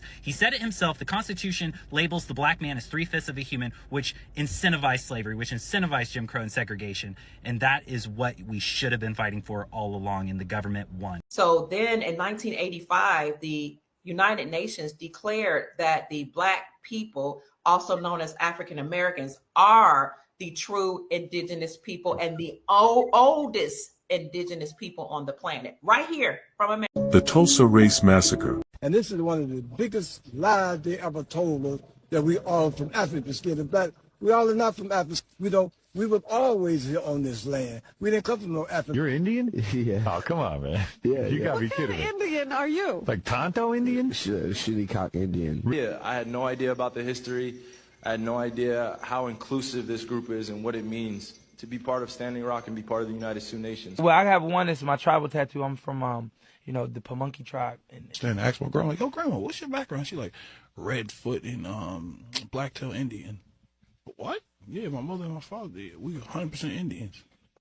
I've been in business so long, and I'm the only Indian in business today. Put a spot camp, sit back and watch. Don't watch your watch, man. Give me some time, man. I get no bomb, man. I am gonna swim till I come out on dry land, out on the front end. No, we that island, Oakland and Rock. And We are fighting hard to get birthright citizenship or automatic citizenship for the children of illegal aliens. That's another way. It's automatic citizenship for children of illegal aliens. That's the other term that they use, which is actually more accurate, more understandable. And it's ridiculous. We're the only country that has it, and certainly the only country that has it to that extent. And it wasn't meant, if you look, it was really meant for children of slaves. This is when it happened. The children of slaves, it was not meant for everyone to come into our country by airplane or charging across the borders from all over the world and think they're going to become citizens. It's not meant for that. It wasn't meant for that.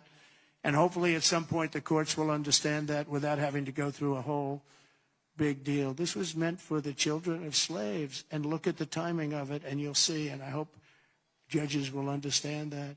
And it has to stop because it's really hurting our country very badly. So we have a problem. The United... How do one determine their nationality? From their mother. But how do you know that you are One mother's more? breath. How do you know you are more? What tribe you come from without taking DNA tests or okay, stuff fine. like that? I'm going to straighten that out for you. First of all, we're going to take the word tribe. Let's get it straight. Tribe is nothing but a family name. That's it. People keep wanting to take this word tribe and make it like I'm from this tribe and this nation and I'm from that tribe. Get it straight. Tribes are family names of the same people from the same nation. And Moors, if we could get back to the definition that I gave in the beginning, then we would get it. Yes, sir. Okay, you got another question? What is the woman's role? What is the science of woman in government? Oh, she's the lawmaker, lawgiver. She lays down the law. I'll give you an example in a very intrinsic way. When you were born in your household, your mother laid down the law. Women run houses. If you ever, in the following forces. Thank you. If you ever find a house, that's right. I said that because I was about to say something else. Yeah, but you only enforce that, which was laid down. You only enforce. See, that's the whole thing. People think that when we give this information and we're trying to disrespect to throw out the son. No, everything has to be in order because without that, then it becomes a real problem. But I've met women that say, yeah, the man runs the house, and I'm saying, well, that's a messed up house because there's no man that runs the house. I mean, if he is running the house, ain't nothing happening. It ain't right. It's not right. Because she's the lawmaker, the lawgiver, and you're the law enforcer. So that's the way that go. Now, she want to make you pretend that. I think I got to hide that part from my wife. I bet you do. Because I'm the lawmaker in the house. Well, then we need to talk. Because we need to talk. You got your turn? Oh, yes. Yeah, but the law that you're laying down, is it her law? Is it the law from your mom? So, as long as our people think that they're black, and again, black and white in America are legal statuses. In South Africa right now, they're reclassifying the Chinese people as black, just so they can have civil rights in Africa, because that's not their country. Absolutely. So in order for them to have any type of rights in Africa, they have to have civil rights. So they have to be reclassified as black. In China, when they have illegitimate children, they call those illegitimate children black children. Black meaning illegal in China. So imagine you go visit China and they asking you, what's your nationality? And you're saying black. You're telling them you're illegal. So everywhere you go, you smiling and laughing, you having a good time visiting China, and everywhere you go, you telling everybody you're illegal. Yeah, wow. It's something to think about. So again, we know black is an adjective. It may describe how you look, but it don't identify who you are. So we have to begin to really understand that. And the cure for our entire race here in America of our people is real simple. We all have to go back to how we came in the beginning. We have to go back to how we came in the beginning. When we all come into this world, we come in part of a nation. It is a mother and a father. They're waiting on you. You're born to a certain nation of people.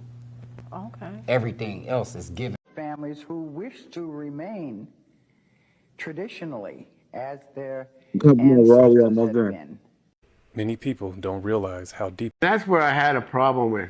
I got to a point. Three jurisdictions prosecutors have to prove in order to do anything with you. Make sure you always have it in writing, on the record. And I'm not just talking about going into court saying, is this on the record? No, write that shit out and certify mail it to them. 1, subject matter jurisdiction. 2, personal jurisdiction. And 3, territorial jurisdiction. If you don't have a contract on file signed with the prosecutor, he or she don't have jurisdiction over you. So make them produce that. Remember, they only have jurisdiction, they think, over you because of the birth certificate, because of your status. Mothers, remember, you signed that birth certificate with the doctor, not dad. There are land papers before slavery in my people's name here. How was it? Because when the Europeans came here, what Roderick is talking about, we gave a lot of people some spots to settle, but they took those spots and wanted bigger spots. My people right now, the Shatta, they took on the end from our people, I'm talking about the end of the big take, 25 million acres of land by removing my people from here to Oklahoma. That was the last of their land, 25 million acres of land. And it was people that looked like me. What Andrew Jackson did was he appointed some Europeans. I want you to know how I'm here, brother. My grandfathers were a generation of chiefs. I come from a line of chiefs. I'm from a royal family of chiefs. What the Europeans did was took my people, took the women and the children, and some European that Andrew Jackson was friends with, appointed them as chiefs, left the original chiefs back here, took the white chief that he appointed, which into Oklahoma is, as you know today, as Indian Territory. Indian Territory was set up by mixed breeds, okay? Yeah. The people that signed the treaty was either non-native or mixed breed. I'm not an African American because that started with Jesse in '87 when he was running for office for '88. And a lot of people didn't agree with it then. People said that's not gonna fly. I haven't found an African American yet on the birth certificates in our family. And they tricked the politicians and the black leaders to make it look like we don't exist.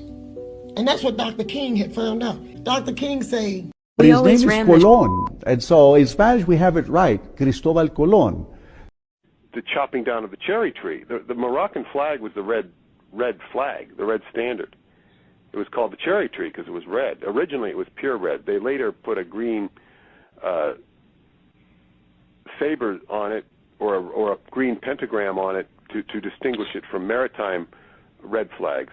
But it was originally red, and it was called the cherry tree. So George Washington chopping down the cherry tree referred to the fact that the first treaty with the United States of America was with Morocco, and part of that arrangement between their diplomacies was that Morocco had sued America during the Revolutionary War because they were enslaving their people. The Sultan was so they sued America, and America did not respond.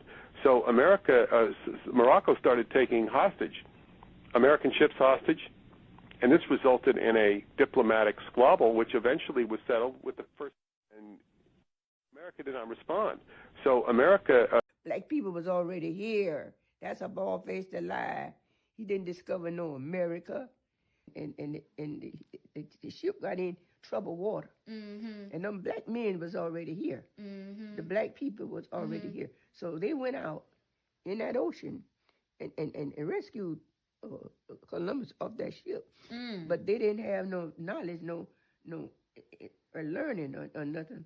And then he came here and he put them into slavery. They saved his life, but he's a bald-faced lie when he said he discovered America. That's a bald-faced lie. 1492. Birthright citizenship. If you were an American Indian, the Supreme Court held more than 100 years ago that American Indians were not subject to the jurisdiction of the United States. Oh, wow.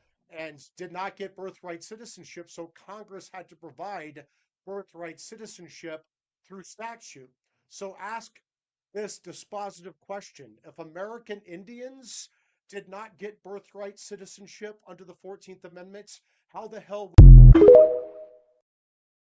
That's deep right there. Hold on, Roy. I got one more. Question B. Were the people captured as a result of the Dum Diversas Apostolic Decree prisoners of war, and do their descendants retain that status until their final, quote, this is what the the Geneva Convention says, right? Do they retain this status until their final release and repatriation under the Geneva Convention? Here's the answer to that question. The Geneva Convention, Article 4.1, defines prisoners of war, and Article 5 states, the present convention shall apply to the persons referred to in Article 4 from the time they fall into the power of the enemy and until their final release and repatriation. If you had an ancestor that was captured in their homeland trafficked as a prisoner of war and brought to the Americas, and you are still in the Americas, you have not had your final release and repatriation, and therefore, under the convention, you can be considered a prisoner of war. The new Geneva Convention Protocol on Prisoners of War, which the United States has signed but not yet ratified, and which went into force for some states on December 7th, 1978, states, a person who takes part in hostilities and falls into the power of an adverse party, meaning if your ancestor was attacked and resisted in any kind of way, they took part in the hostilities. They shall be presumed to be a prisoner of war. If he or she claims the status of war, or if he appears to be entitled to such status, or if the party on which he depends claims such status on his behalf. Now watch this. The African diaspora, referred to as Afro-descendants, that word is key and critical in terms of international law, has been determined by a competent tribunal.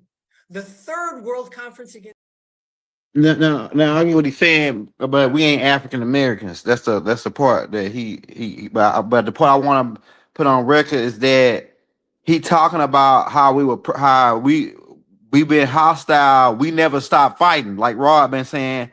So being that we never stopped fighting, we're not considered as like slaves. There's other methods to prove that, but we considered as prisoners of war on an international, even with the Banking Relief Act, where they still labeled us as enemies. So it's an ongoing war, so that makes us prisoners of war. But Rod, do you, based on all of what the slides that I showed, do you got anything you want to add on to those slides? Yeah, so the prisoners of war thing is critical. Remember, we went over the UNDRIP, right? Okay. And how they was assuming their jurisdiction. Yeah. And that we had to be competent to use our system, not theirs, which was the oral tradition, to speak for all of the tribes, even the ones that don't like you. Yeah. Right? And exile the invaders, the hostile foreign occupying force. They want us to believe that Britain won the war. I mean, lost the war in the Civil War. Yeah. If Britain had lost the war in the Civil War, we would be paying taxes. Why do I say that? Because when you go to the Declaration of Independence, the first thing on there was taxation without representation, which was the protest to the increase from 2% to 5% tax on tea. Now remember, the Boston Tea Party, which was the rebellion for the hike in the taxes on the tea, was started by some people that was dressed up like Indians. But they wasn't Indians. They say it right in the historical record, in the news reports of the era. They was dressed up like Indians, but they wasn't Indians. So it was somebody that looked like us that set it off. Right? So when they finally conclude, now there's a long drawn out 100 and something years where they're trying to figure out how to institute a central banking system and the system of taxation. Remember, before the Internal Revenue Act, there was nobody to collect taxes because we didn't have an agency of taxation. Right. So it took them from 1776 to 1913 to figure out how to institute the Internal Revenue Service. Right. And it's also the same year they came up with something called the Federal Reserve Act. Right. The Federal Reserve Act instituted the central banking system. Now the only thing left is crash the economy, what we call the Great Depression era. Right. So just the fall of the stock market. Now that the stock market fall, you got what's called the bank run. When everybody had their money in Big Mama Bank, you would never have a bank run because it was hard cash on site. Right. The banks was operating off the fractional reserve system, right? So in order for them to be able to tax us, they had to build that infrastructure. Then follow the money. Where do your tax dollars go? They don't go to Washington, D.C. They don't go to the Federal Reserve. The Internal Revenue Service sent a check on your behalf to two places, International Monetary Fund and World Bank, right? Both of those are under the jurisdiction of the Crown of England. But they headquartered in Geneva, Switzerland. Well, not Geneva, in another part, somewhere in Switzerland. And over there is where all of the wars is financed from both sides. So the King of England that won the war had to figure out how to pay the people that lent him the money to fight against the colonists that was padded by tribes from the land. Because the tribes is under the impression that these people trying to stop a full-fledged assault on the land. So some of the tribes fought beside them to try to stop the British from taking over. But the British had infiltrated. The British and the French had infiltrated the ranks of the rebellion army, or the rebel army is what they was called. Right? Now, the same term during the North versus the South in the Civil War, the armies from the South became known as the rebel forces. And they flew the Chickamauga flag. Right? So when we looking back at the takeover, we see in England is working with France. Right? So they trying to conquer the South under the false pretense of ending slavery, because the Emancipation Proclamation wasn't the end of slavery, because if it was, we wouldn't have no 13th and 14th Amendments. That's right. The 13th and the 14th Amendments just changed the conditions by which you can be enslaved, meaning that you can't be enslaved by a private owner. Right? You have to be enslaved by the federal corporation. The corporation hold enslavement rights under the 13th and 14th Amendment. So emancipation, when you look up the etymology of the word, it was to transfer ownership. So if an emancipation is a transfer of ownership, and the proclamation is a public address. So the public address of Abe Lincoln was not that he was ending slavery, but he had to nationalize slavery in order to enslave everybody, so that nobody can have private slaves. They all have to be under the ward of the state. So they transferred the ownership, and then they paid the private slaveholders restitution. Right? Why did they pay them restitution? Because they deprived them of personal property. And under due process of law, they are applying the government's right to eminent domain. But you're supposed to properly compensate the person whose property you're relieving them of for the responsibilities of governmental duties. And this is why when they come in to demolish somewhere because they want to build a shopping mall, they have to offer a above market price for your property, or a reasonable market price. That's what they call it. But it's normally more than what you would sell it for. So they do that because they can't take your property, what they call deprived of your property, without due process of law and just compensation. So they have to compensate you for it if they take it from you. And so when they took the slaves from the private owners, they had to pay them the the value of the slaves that they took. This is part of the eminent domain, which is part of the salvage right. Right. So that's also show you that it had to be something else going on at the time other than what they telling us. Right. So this is where you start getting a lot of what we call judicial involvement in the operations of the land. I was just about to say that. Right, because now they're instituting bar associations. King George was French, but he became the King of England. But he chartered the bar association with the first bar charter, which gave the right of accounting of the asset to the barristers on behalf of the crown.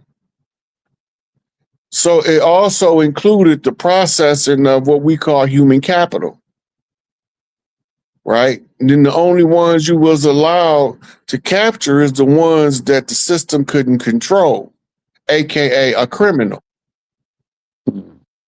right? But remember, all crimes are commercial. That's right. So it was a commercial act. Criminality is based on commercial activity. That's right. Right? And commercial activity is business. That's right. Right? On a large scale.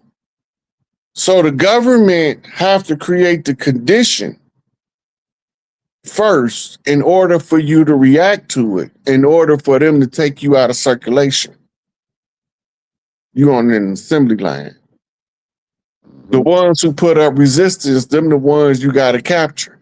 And that's why everybody try to calm down the young wild bucks instead of focusing that energy in the right direction. Because they figure, the women figure if the boys shut up, they won't get murdered. And then they still get murdered. So that ain't working. Right. Damn sure ain't. Right. So now we got to teach them to start thinking more and shooting less. If we can get them to resort to brain banging instead of gang banging, we'd be made a great accomplishment for all of us. Right. Because it's strategic. And if you don't understand military strategy, you can't strategically move and use what you have to your advantage. You already have the first position of right. I'm organic, original to the land, Mississippi clay dirt walking, part of the oldest root stock of all of the collective clans. Because of that status, sitting on the territory of Chief Pontiac, I get to exercise the birthright handed to me by Chief Pontiac. So I continue on in my resistance against the French by exposing the Louisiana Purchase and the fraud attached to it. They was never supposed to cross the Appalachian Mountains with their 13 colonies. Right? Now they got 13 territories across 50 states. And the 13 territories is representing 13 central banks given to the children of the Rothschilds. So we checkmated their ass. Hand that over. Run it. Hey, y'all. We got about 2,100 people on. Everybody hit that like button.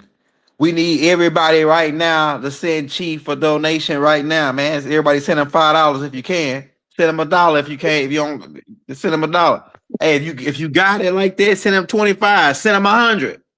Right, so we can put them on to the next time we come back. We got to keep them out the plantation. Now, I want to put this on the record too before we get off, Chief, because I got to have this when I do the synopsis for the AI. So there was another thing that happened called the Buck Act.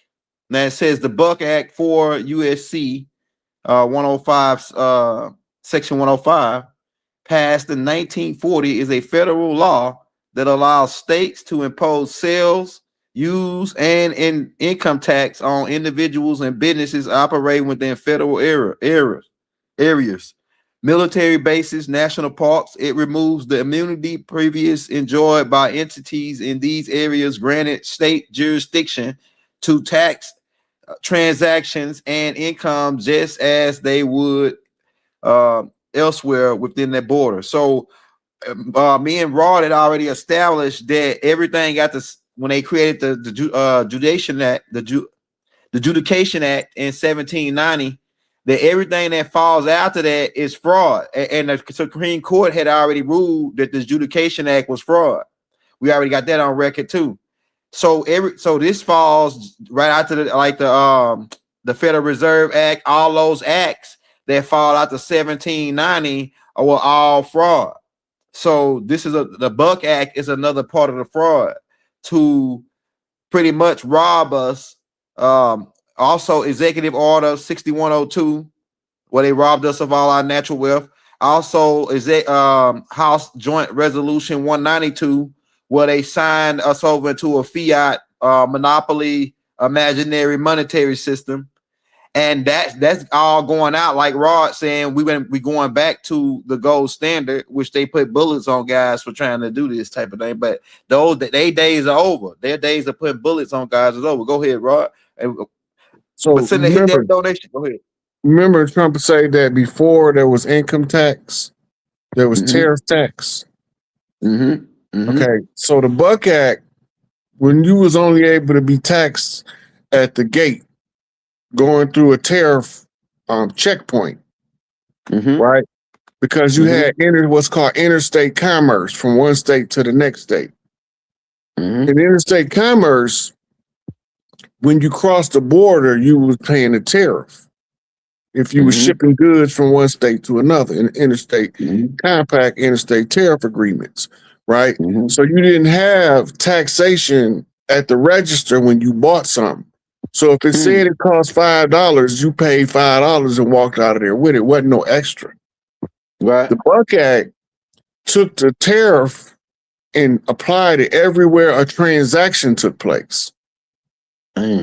So anytime money changed hands, a tax applies to that. We call it today a sales tax. Right? Now, without the Buck Act, they would only be able to tax what was going through the tariffs, through interstate commerce or international commerce. They couldn't tax individuals. So the Constitution say you're not to tax an income at its source. Most of the store owners, that was their source of income. So it was a non-taxable income. The Buck Act took that away from them, turned them into agents for the IRS. Man. So now, on behalf of the IRS, the store collects the tax off the sale of the product to the consumer. Right? They needed to apply the Buck Act in order to everywhere a transactional device was that they can excise the tax. And then they noticed that it had specific mention of military bases and national parks. Because you're not supposed to levy a tax on national territory. Right? So if the country, if it's federal land, you wasn't supposed to do taxes on it before the Buck Act. So Yellowstone Park could support itself by tourism, by selling goods in its store to finance the ability to pay its staff. Right? So now they took that away. They put income tax on the staff now. Boom. Now they got to pay tax on the staff. And then now at the register, anything anybody buy, they got to also collect the tax for that. And it's the responsibility of the park services to have an accountant over that, collecting the taxes out of people's check, a human resource department. It's interesting. I got something coming out on this. I'm gonna summarize this tape because you can summarize tapes now on YouTube, the new tools. Yeah, Rod. So yeah, y'all hit that like, hit that subscribe button, man. Another one on record for the count, man. We got more coming back. This right here really light. I got some stuff that finna come out, man. I got the next one I'm gonna do with Chief that I'm building right now. It's gonna be like a highlight film. like Dominique Wilkins and Michael Jordan in the dunk contest, man. You know, the next one I come out with, man. I'm telling you, I'm putting it together so lit. But y'all hit that like, man. Everybody, thank y'all for the super chats. Everybody show Chief some love right now on the Cash App, man. We got to keep them off the plantation. $5 help, $10, $20, whatever you got. What else we gotta say? Free all of our political prisoners. Free Malachi Z. York, our master teacher. Free Larry Hoover. Free all of our chiefs. Chief Jeff Ford, right? The El Rookin, Big Mama's Rook, right? Don't keep in mind and there are other chiefs. If these chiefs go eventually pass their staff or whatever to another chief on call of the great mothers. The great mothers decide, the clan mothers decide and pick. So these seats pass there because it's new generations. The young generation got to take over. So we need, like Gar said, we need all the young generation of chiefs to start stepping up and getting more smarter and learning all this stuff. That's why me and Rod put the playlist together called Native American Chief School, and we got the Raw Hayes playlist too. They got almost 500. They got over 500 tapes. But the Native American Chief School, yeah, the Native American Chief School is precisely lined up. Once you watch that playlist, man, you got the whole goddamn game down pat. Shit, I'm talking about, man, you got it down pat if you watch that whole goddamn playlist of the Native American Chief School. And oh yeah, for people that's in here that want to find out what tribe they from, watch in the Native American Chief School, watch Tracing Your Ancestral History Part 1 through 6, and it got all the last names, tribal names, and I'm gonna be doing another one, update to that. Also, you could shout out Dame Calloway, Chief Honey Bear, and his family, because he was one of the guys. His books and other things that he put together help us put that class together. So we own it. We own it for the count. Shout out Chief Warhorse. Shout out Empress Radbird. We back on the land, baby. We taking over the game, right? Shout out Chief Mama Bear. Shout out Chief, cause she a chief to me, Mama T. Right? We got our matriarchs back on the land. They doing their thing. So we out, man. We love you all. Thank you for coming out to kick it with us. We said peace and love throughout the boundless universe to all. Wadu. Wadu. Never have it been made so clear.